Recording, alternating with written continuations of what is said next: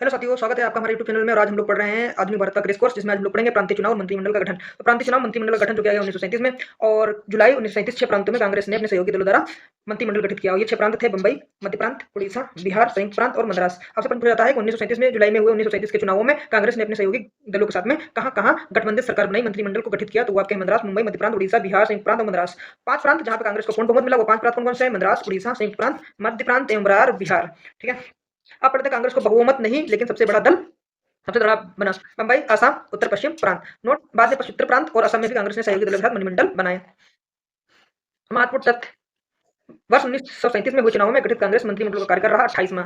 अक्टूबर 1939 में सभी कांग्रेस मंत्रिमंडल ने त्यागपत्र दे दिया, द्वितीय विश्व युद्ध में भारतीयों की स्वीकृति के बगैर ब्रिटेन द्वारा भारत को शामिल किए जाने के विरोध में। यानी द्वितीय विश्व युद्ध में अंग्रेजों ने भारत को द्वितीय विश्व युद्ध में शामिल कर लिया भारतीयों को, क्योंकि उन्होंने भारतीयों से कोई परमिशन नहीं ली। भारतीय सैनिकों को, जिन्ना द्वारा भारत के सभी मुसलमानों से 22 दिसंबर 1939 को मुक्त दिवस मनाने का आह्वान किया। कांग्रेस मंत्रिमंडल के त्यागपत्र देने में, जब कांग्रेस 1937 के चुनाव में जो उन्होंने मंत्रिमंडल बनाया था, तो उन्होंने अंग्रेजों द्वारा, ब्रिटेन द्वारा भारत को द्वितीय विश्व युद्ध में शामिल होने बिना भारतीयों की सलाह के शामिल करने से लोग नाराज हो गए थे और कांग्रेस मंत्रिमंडल से त्यागपत्र दे दिया था। इस खुशी में जिन्ना ने 22 दिसंबर 1939 को मुक्ति दिवस मनाया था। एक संयुक्त प्रांत सरकार 1937, प्रधानमंत्री गोविंद बल्लभ पंत, कानून एवं न्याय मंत्री कैलाश नाथ काटजू, वित्त विभाग थे रफी अहमद किदवई। ये आप लोग ध्यान रखिएगा।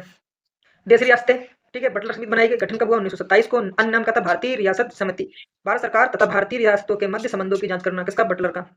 ब्रिटिश भारत तथा भारतीय रियासतों के मध्य आर्थिक एवं वित्तीय संबंधों में सुधार हेतु सिफारिश करना, किसका? बटलर समिति। अखिल भारतीय राज्य जन कॉन्फ्रेंस का आयोजन किया गया दिसंबर 1927। भारत प्रजामंडल all India state people's conference अध्यक्ष 1939 में चुना गया जवाहरलाल नेहरू को। 26 अक्टूबर 1947 को कश्मीर के महाराजा हरि सिंह ने भारत में विलय के लिए हस्ताक्षर सौंपा जवाहरलाल नेहरू को। भारतीय संघ में अधिकांश रजवाड़ों का विलय हुआ 1947 में। द्वितीय विश्व युद्ध, द्वितीय विश्व युद्ध 1939 से 1945। प्रारंभ वर्ष 1939। कांग्रेस का प्रस्ताव क्या था? युद्ध में समर्थन के बदले भारत को स्वतंत्र राष्ट्र घोषित किया जाना चाहिए। लॉर्ड लिनलिथगो की गतिविधियां क्या थी? भारतीय मंत्रिमंडल की सहमति के बिना भारत को युद्ध में शामिल कर लिया। देश में आपातकाल की घोषणा हुई। 17 अक्टूबर 1939 को भारतीय जर्मन के विरुद्ध युद्धग्रस्त घोषित। देखिए, आप देखिए, भारत चाहते थे कि द्वितीय विश्व युद्ध में वो अंग्रेजों का साथ देंगे, लेकिन उसके बदले में उन्हें पूर्ण स्वतंत्रता चाहिए। लेकिन लॉर्ड लिनलिथगो थे, उन्होंने क्या किया? बिना फिर प्रथम विश्व युद्ध की तरह फिर भारत को उसमें शामिल कर लिया विश्व युद्ध में। ठीक है, जिससे क्या हुआ? देश में आपातकाल की घोषणा की गई। 17 अक्टूबर 1939 को भारत जर्मनी के विरुद्ध युद्धग्रस्त घोषित हो गया। 1 दिसंबर 1939 को जर्मनी द्वारा पोलैंड पर आक्रमण के साथ प्रारंभ हुआ था। ठीक है, जर्मनी द्वारा पोलैंड पर आक्रमण हुआ था, तो ये द्वितीय विश्व शुरू हुआ था। ब्रिटेन के तत्कालीन प्रधानमंत्री उसमें कौन थे? Neville Chamberlain. ठीक, 1937 से 1947। विंस्टन चर्चिल 40 से 45। ठीक है।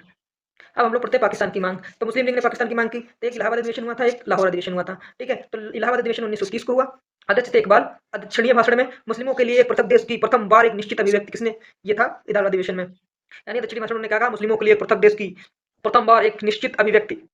ठीक है। लाहौर अधिवेशन में क्या था? अवधि 22 से 24 मार्च 1940। अध्यक्ष मोहम्मद अली जिन्ना। मांग भारत से अलग एक मुस्लिम राष्ट्र।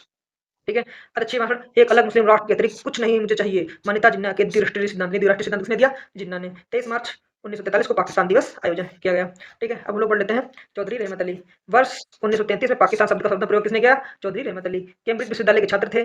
Pamphlet: now for never, are we to leave, for Paris for ever. ठीक है, पाकिस्तान नामांतरण इन 5 इकाइयों के नाम पर: Punjab, Baluchistan, Sindh, north west frontier province, Afghan प्रांत और कश्मीर। ठीक है। नोट, सरोजिनी नायडू ने मोहम्मद अली जिन्ना को हिंदू मुस्लिम एकता का दूत कहा था। व्यक्तिगत सत्याग्रह 1940।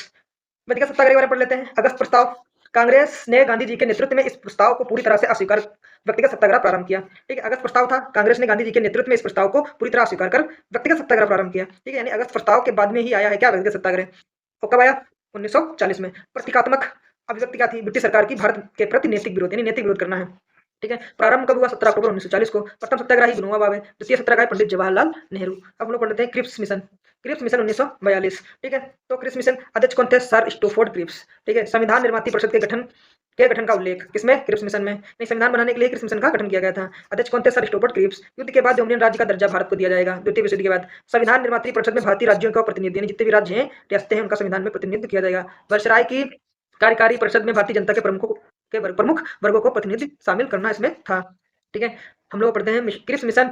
उत्तर तिथीय चेक किसने कहा? महात्मा गांधी। यानी उत्तर तिथीय चेक किसने कहा? महात्मा गांधी ने। क्रिप्स मिशन के साथ कांग्रेस के आधिकारिक वार्ताकार पंडित जवाहरलाल नेहरू, मौलाना अब्दुल कलाम आवाज। ठीक है, ये आधिकारिक वार्ताकार था जो क्रिप्स मिशन में वार्ताकार कर रहे थे। अब हम लोग पढ़ते हैं, नोट पढ़ते हैं। महात्मा गांधी सर्वोदय सबका सर्वप्रथम प्रयोग। विनोबा भावे सर्वोदय समाज की स्थापना गांधी जी के आदर्शों के प्रचार के लिए। क्रिप्स मिशन 1942 के मुख्य बिंदु: भारत के लिए आश्वासन क्या क्या था? किसी बाहरी सत्ता का अधीन नहीं होगा, अपना एक संविधान होगा, निर्मित करने वाले का अधिकार भारतीयों को, नहीं संविधान किसको निर्मित करेगा? भारतीय लोग करेंगे। युद्ध के बाद एक संविधान निर्माती परिषद का गठन होगा। अंग्रेजों ने कहा कि आप हमको युद्ध में साथ दीजिए, और हम आपको एक संविधान बनाने का अधिकार देंगे। संविधान निर्माती परिषद में ब्रिटिश भारत के प्रांतों के निर्वाचित सदस्य होंगे, देशी रियासतों के नामांकित प्रतिनिधि होंगे, यानी शामिल होंगे। अब हम लोग पढ़ते हैं भारत छोड़ो आंदोलन। ठीक है, पूर्वी यूपी और बिहार, आजमगढ़, बलिया, गोरखपुर, ये क्या है, पूर्वी यूपी। स्वतः स्फूर्त जन विद्रोह के मुख्य केंद्र, जो अपने आप भारत छोड़ो आंदोलन में स्वतः चल रहे थे। तो बिहार में गया, भागलपुर, सारण, पूर्णिया, शाहाबाद, मुजफ्फरपुर, चंपारण। भारत छोड़ो आंदोलन कांग्रेस कार्य समिति की बैठक तिथि 14 जुलाई 1942, स्थान था वर्धा, अध्यक्ष थे अबुल कलाम आजाद, तत्कालीन कांग्रेस के उसमें अध्यक्ष भी थे। पारित प्रस्ताव भारत छोड़ो, क्या था, भारत छोड़ो। भाग लेने वाले प्रमुख व्यक्ति कौन कौन थे, मौलाना अबुल कलाम आजाद, महात्मा गांधी, जेबी कृपलानी, सरोजिनी नायडू, जवाहरलाल नेहरू, वल्लभ भाई पटेल, पट्टाभी सीतारमैया, डॉक्टर राजेंद्र प्रसाद, जीवी पंत, प्रफुल्ल चंद्र घोष, सैयद महमूद। ठीक है, अखिल भारतीय कांग्रेस की कार्य समिति वार्षिक बैठक 7 अगस्त 1942, स्थान ऐतिहासिक गोलियावाला टैंक बंबई, विशेष वार्ता प्रस्ताव भारत छोड़ो की पृष्ठ 8 अगस्त 1942। वार्ता प्रस्ताव स्वीकार, थोड़े बहुत संशोधन के साथ घोषणा थी भारत छोड़ो आंदोलन प्रारंभ करने की। भारत छोड़ो प्रस्ताव प्रस्तुत किया जवाहरलाल नेहरू ने, समर्थन किया सरदार पटेल ने, आलेख गांधी जी, नेहरू, मौलाना आजाद के सहयोग से। ठीक है, हम लोग पढ़ते हैं आंदोलन प्रारंभ करेंगे और प्रगति। आरंभ तिथि 9 अगस्त को प्रारंभ हुआ। ऑपरेशन जीरो आवर किसके तहत चला गया, भारत छोड़ो आंदोलन के तहत। गिरफ्तारी, गांधी जी कांग्रेस के अन्य शीर्ष नेताओं की गिरफ्तारी हो गई। कैद स्थल कौन कहाँ कैद किया गया, ये आपको बहुत ध्यान रखना है। तो आगा खां पैलेस में गांधी जी को रखा गया, पूना में। ठीक है, और सरोजनी नायडू को आगा खां पैलेस में। अहमदाबाद किले में जवाहरलाल नेहरू, अब्दुल कलाम आजाद, गोविंद बल्लभ पंत, पीसी घोष, पट्टाभी सीतारमैया और सैयद महमूद, जेबी कृपलानी को रखा गया अहमदाबाद किला में। बांकीपुर जेल में डॉक्टर राजेंद्र प्रसाद, हजारीबाग, शिव कुमार और रामानंद। आंदोलन में भागीदार समूचे देश की थी। सर्वाधिक प्रभावित क्षेत्र बंबई, बंगाल, बिहार, उड़ीसा, यूपी और मद्रास। स्वतः स्फूर्त आंदोलन, शीर्ष नेताओं की गिरफ्तारी के कारण। जब सब शीर्ष नेता गिरफ्तार हो गए तो आंदोलन अपनी अपनी जगह अपनी तरीके से चलने लगा, लेकिन आंदोलन ठप नहीं हुआ। जो अंग्रेज होते थे कि शीर्ष नेताओं को हम गिरफ्तार कर लेंगे तो ये आंदोलन धीमा पड़ जाएगा, लेकिन ये आंदोलन धीमा नहीं पड़ा, क्योंकि ये भारत छोड़ो आंदोलन एक अंतिम आंदोलन था जो देश की आजादी के लिए लड़ा जा रहा था पूरे सहयोग और बल के साथ। ठीक है, कांग्रेस रेडियो गुप्त नाम राम मनोहर लोहिया नियमित रूप से प्रसारण कर रहे थे। भूमिगत जो थी उषा मेहता संचालन करने वाले छोटे से दल की महत्वपूर्ण सदस्य थी। लुई फिशर के बारे में पढ़ते हैं। अमेरिकी एक पत्रकार था, भारतीय स्वतंत्रता की मांग में समर्थन कर रहा था। महात्मा गांधी के जीवनीकार भी हैं और भारत छोड़ो आंदोलन के दौरान महात्मा गांधी के साथ थे। यानी अंग्रेज जो थे लुई फिशर, जो कि भारत छोड़ो आंदोलन में भारतीयों की तरफ से सिफारिश कर रहे थे। आपको ये ध्यान रखना है, कौन किस जेल में था ये ध्यान रखना है, और कौन कहाँ से वो कर रहा था। ठीक है, आगे बढ़ते हैं।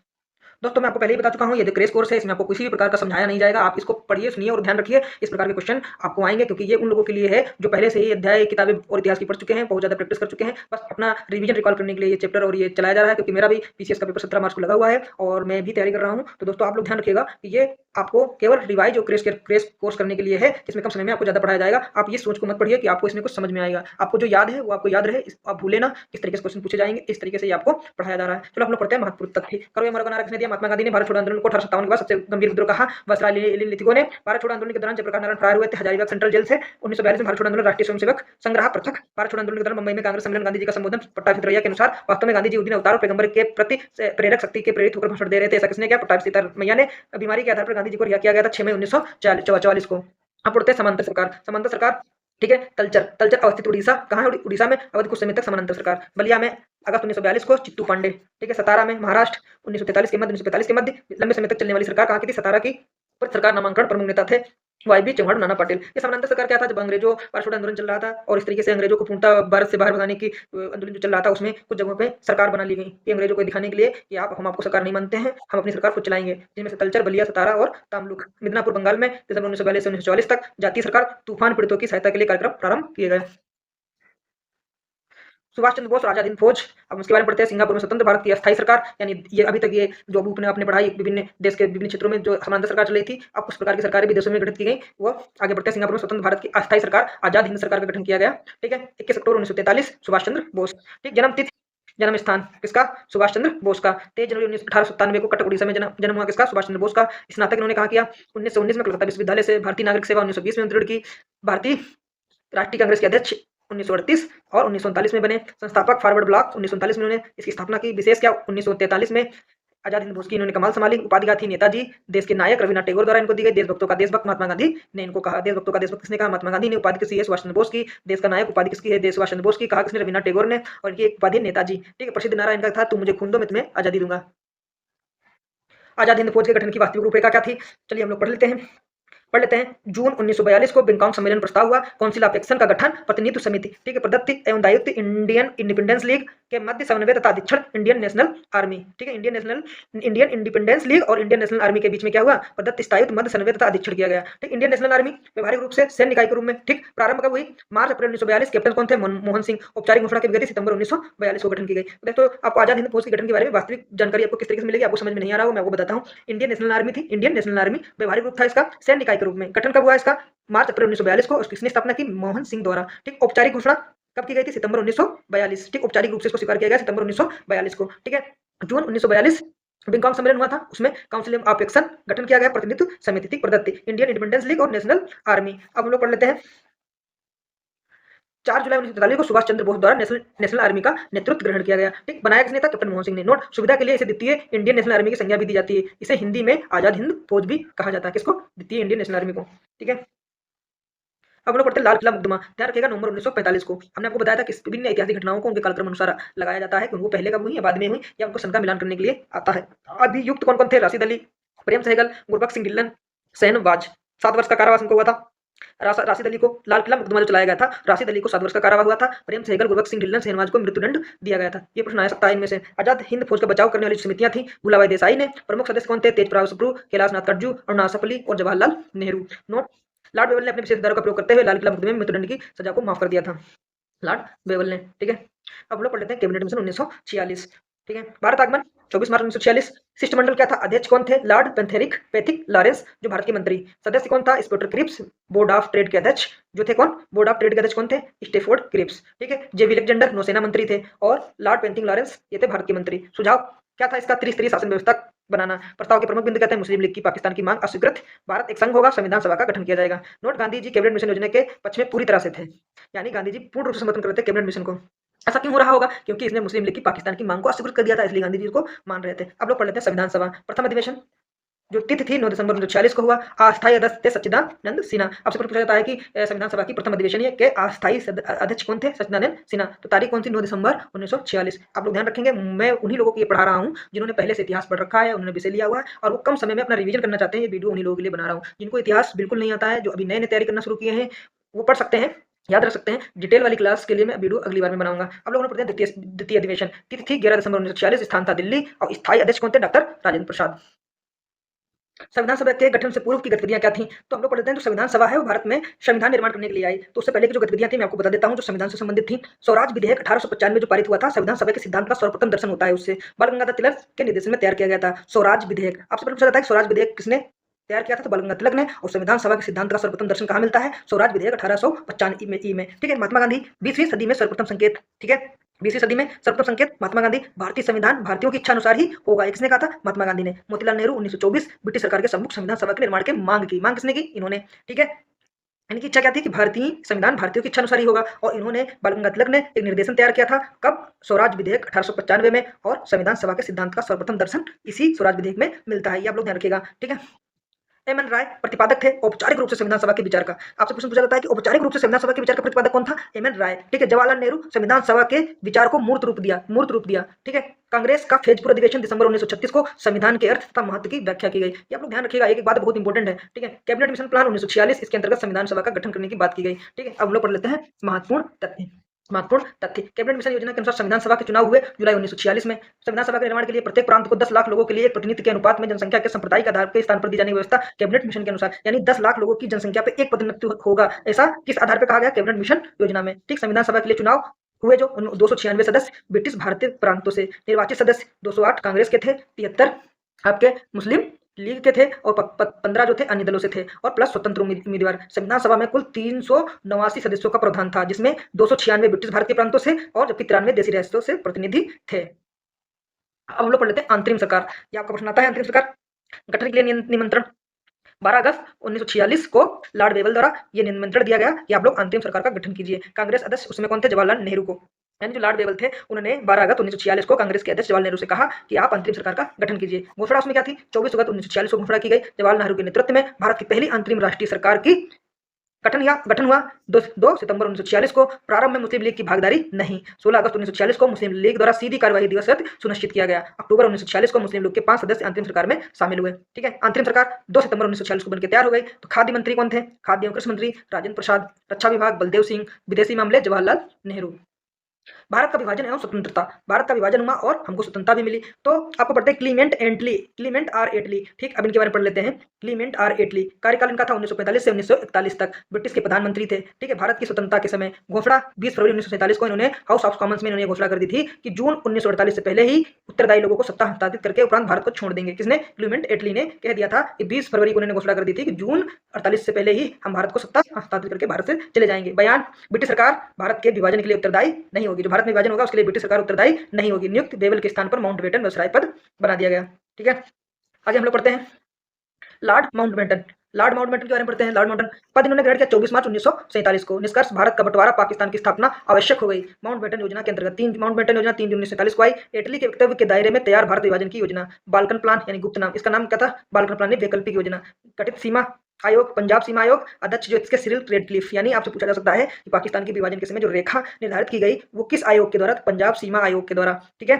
और इसका प्लान क्या था? Balkan plan. और इसके अध्यक्ष थे सिरिल रेडक्लिफ। बंगाल सीमा आयोग, ठीक है, बंगाल सीमा आयोग, इन दोनों के अध्यक्ष कौन थे? Cyril Radcliffe. तो इसे पूर्वी पाकिस्तान और पश्चिमी पाकिस्तान गठन किया गया था। गांधी जी से प्रथम मुलाकात 31 मार्च 1947। स्वतंत्र भारत के प्रथम गवर्नर जनरल कौन थे? Lord Mountbatten. इन्होंने पहली मुलाकात गांधी से कब थी? 31 मार्च 1947 को। आप लोग इस वीडियो को बार बार देखेंगे, आपको समझ में आ जाएगा। थोड़ा बहुत आप अपने मन से भी पढ़ने की कोशिश कीजिएगा। अब लोग पढ़ते हैं आर कोपलैंड का कथन, जिन्होंने कहा भारतीय राष्ट्रवाद तो अंग्रेजी राज की ही संतति थी, ठीक है। भारतीय राष्ट्रवाद तो अंग्रेजी राज की ही संतति थी। के एम पणिकर का कथन क्या था? ब्रिटिश शासन की सर्वाधिक महत्वपूर्ण उपलब्धि भारत का एकीकरण थी, ठीक है। यानी भारत विभाजित हो गया तो इसलिए वो लोग कह रहे थे कि ब्रिटिश शासन की ये महत्वपूर्ण उपलब्धि थी कि भारत का एकीकरण थी। डॉक्टर सैफुद्दीन किचलुई का विचार, राष्ट्रवाद का संप्रदायवाद के पक्ष में समर्पण, यानी राष्ट्रवाद क्या हो गया? संप्रदायवाद हो गया, उसके पक्ष में समर्पण हो गया, ठीक है। अब हम लोग पढ़ लेते हैं भारत विभाजन का प्रस्ताव स्वीकृत कांग्रेस महासमिति द्वारा किया गया 15 जून 1947 को और दिल्ली में। कांग्रेस के उसमें अध्यक्ष थे जेबी कृपलानी। प्रस्तुत किया गोविंद बल्लभ पंत द्वारा और समर्थन दिया मौलाना अब्दुल कलाम आजाद द्वारा, ठीक है। अब लोग कांग्रेस अध्यक्ष, कांग्रेस अध्यक्ष पढ़ लेते हैं जेबी कृपलानी। 15 जून 1947 से नवंबर 1947 तक थे। नवंबर 1947 जेबी कृपलानी ने त्यागपत्र दे दिया। जेबी कृपलानी के त्यागपत्र देने के बाद डॉक्टर राजेंद्र प्रसाद कांग्रेस के अध्यक्ष बने। 1948 में प्रताप सिद्धारमैया बने। 1950 में पुरुषोत्तम टंडन दास और पुरुषोत्तम दास टंडन और 1951 और 54 में पंडित जवाहरलाल नेहरू कांग्रेस के अध्यक्ष बने। ठीक, क्रम और सीक्वेंस आप याद रखिएगा, आपको आता है परीक्षाओं में। महत्वपूर्ण तथ्य पढ़ लेते हैं, इंपोर्टेंट क्वेश्चंस। 14-15 जून 1947 को संपन्न अखिल भारतीय कांग्रेस कमेटी की बैठक में खान अब्दुल गफ्फार खां समेत गांधी ने मतदान किया था, ठीक है, भारत विभाजन के विपक्ष में, ठीक है। पूछा जा सकता है निम्नलिखित में से कौन भारत के विपक्ष में मतदान किया था? तो अब्दुल गफ्फार खान ने, जिनको सीमांत गांधी भी कहा जाता है। पंजाब प्रांतीय कांग्रेस कमेटी के अध्यक्ष डॉक्टर किचलू थे, विभाजन के प्रबल विरोधी थे। 1948-50 के दौरान स्वतंत्र भारत के प्रथम भारतीय और अंतिम गवर्नर जनरल यानी श्री राजगोपालाचारी। स्वतंत्र भारत के प्रथम विधि मंत्री थे भीमराव अम्बेडकर। भारत की स्वतंत्रता के समय ब्रिटेन में सत्ता थी लेबर पार्टी की। भारतीय स्वतंत्रता के समय ब्रिटेन के महाराज थे जॉर्ज सस्टम।